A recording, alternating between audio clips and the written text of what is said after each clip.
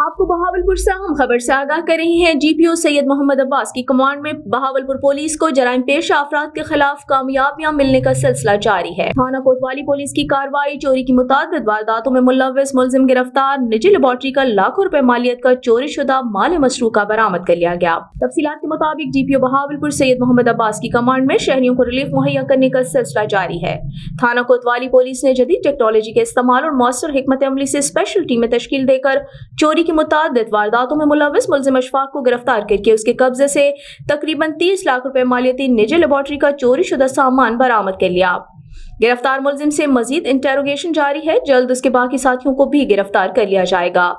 बरामद शुदा माल मसरूका जरूरी कार्रवाई के बाद असल मालिक के हवाले किया जा रहा है। डीपीओ सैयद मोहम्मद अब्बास ने इस मौके पर बात करते हुए कहा कि शहरियों का लूटा हुआ माल रिकवर कराया जा रहा है ताकि शहरियों को ज्यादा से ज्यादा रिलीफ मुहैया किया जा सके। डीपीओ सैयद मोहम्मद अब्बास ने बेहतरीन कारकर्दगी पर थाना कोतवाली पुलिस को शाबाश दी।